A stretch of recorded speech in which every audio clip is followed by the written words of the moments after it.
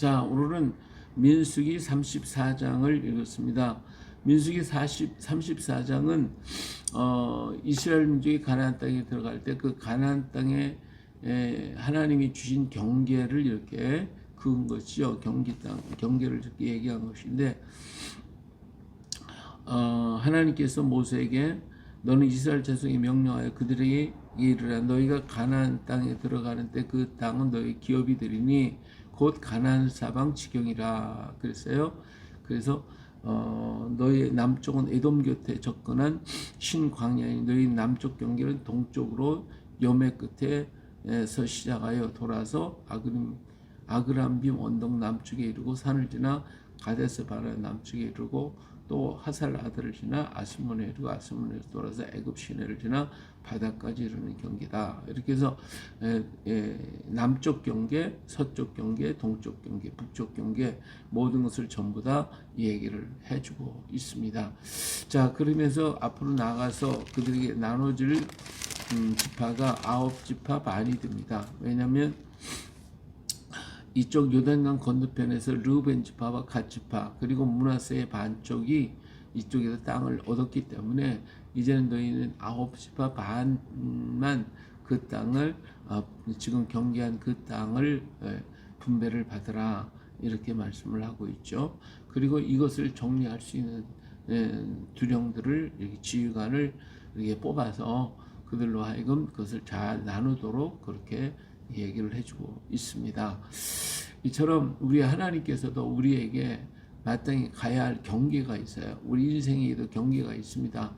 그 경계를 하나님께서 우리에게 주신 그 경계 안에서 우리는 살아가는 것이고 그 안에서 이것을 잘 활용할 수 있는 자가 되어야 됩니다. 똑같은 것을 다 이렇게 나눠 주었다 할지라도 이것을 어떻게 운영하냐에 따라서 우리의 삶이 전혀 달라지는 것이거든요. 그래서 내가 얼마나 지혜롭게 얼마나 하나님의 은혜 속에서 이 문제를 잘 해결해 가느냐. 그러면 그 작은 땅에서도 큰 역사를 이룰 수가 있고 또 큰 것을 받아서도 제대로 하지 못하면 크게 항하지를 못하는 것입니다. 아무리 이 땅을 분배하다 보면 어떤 사람들은 어떤 지파는 평야가 있는 땅을 받았을 것이고 어떤 지파는 산악이 있는 땅을 받았을 것이고 어떤 사람은 해변에 어떤 사람은 강가에 여러 모양으로 지형에 따라서 받은 것이 다 다를 것이에요. 그러나 어떤 땅을 분배를 받든지 지혜 있는 자는 그 땅을 이용해 가지고 더욱더 풍성해지고 더욱더 멋지게 살아가겠지만 그렇지 못하면 아무리 좋은 땅을 받아서도 그 땅을 망가뜨릴 수밖에 없는 거예요.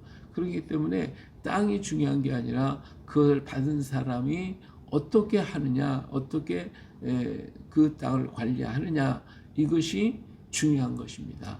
이 중에 우리 단지파 사람들은 북쪽을 이렇게 좀 좋은 그래도 괜찮은 땅을 받았는데 나중에 보니까 그 땅을 제대로 관리하지 못했고 그들이 용기를 없어서 결국은 그것을 다 버리고 저 북쪽으로 이주를 하다가 이방의 땅 경계 바깥으로 나가버리고 말죠. 그러다 보니까 단지파는 나중에 사라져버리고 마는데 이처럼 아무리 하나님께서 좋은 것을 줘서 내가 간직할 힘이 없다면 소용이 없다고 말해요.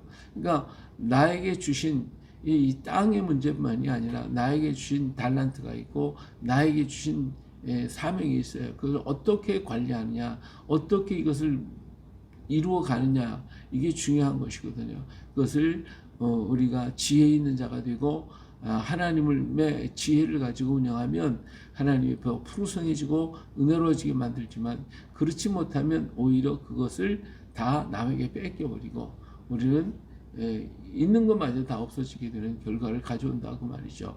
그러면 이처럼 우리에게 주어진 모든 것들을 하나님이 우리에게 주셨는데 그처럼 우리 인생도 마찬가지고 나의 삶 자체, 내 생각, 나의 달란트, 나의 모든 거 하나님께서 주셨어요. 근데 그걸 가지고 얼마큼 힘차게 걸어가느냐가 중요한 것입니다. 나라고 하는 존재 속에 있을 때는 육신에 잡혀가지고 그 육신의 욕심을 가지고 살아가려고 하다 보니까 되어지는 게 없어요. 그러나 우리의 성령이 강한 역사가 임하게 되면 내 인생이 달라지고 폭이 달라지고 생각이 달라지기 때문에, 그러면 우리의 주신 것을 가지고 더 풍성하게 풍요롭게 역사에 나갈 수가 있는 거예요. 그러니까 내 생각이 갇혀 있는 나만의 생각에서 벗어나서 하나님이 나와 함께 하시고 하나님 나 인생 속에 역사하시고 하나님이 나와 동행하신다고 이 확신과 믿음을 가지고 갈 때에는 세상이 달라지는 것입니다.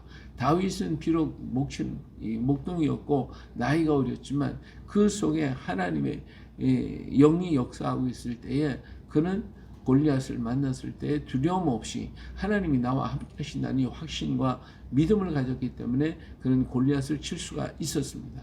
그러나 더 장수의 힘 있고 능력 있고 그만 지위가 있고 권세가 있었던 많은 이스라엘의 장수들은 그 자기라고 하는 그 틀에서 벗어나지 못했기 때문에 그 자리에서 골리앗을 두려워했고 그와 대항할 생각을 하지 않았습니다. 나라고 하는 존재만 있기 때문에. 그러나 다윗은 그 안에 하나님의 영이 있었기 때문에 하나님이 함께한다는 이 확신과 믿음을 가지고 있어서 골리앗을 물리칠 수 있는 그런 믿음과 용기가 생겼고 정말 그렇게 되어졌다고 말이에요. 하나님이 하체하셨다고 말이에요.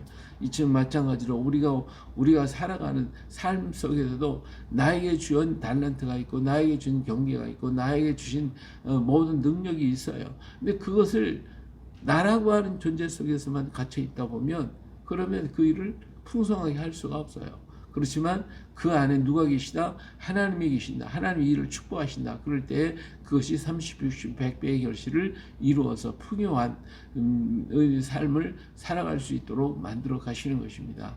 그렇기 때문에 내가 누구와 있느냐? 나라고 하는 이 존재 속에만 갇혀 있는가? 아니면 나를 깨뜨려 버리고 성령의 역사를 의지하고 하나님을 의지하고 가느냐? 이것이 중요한 것이거든요.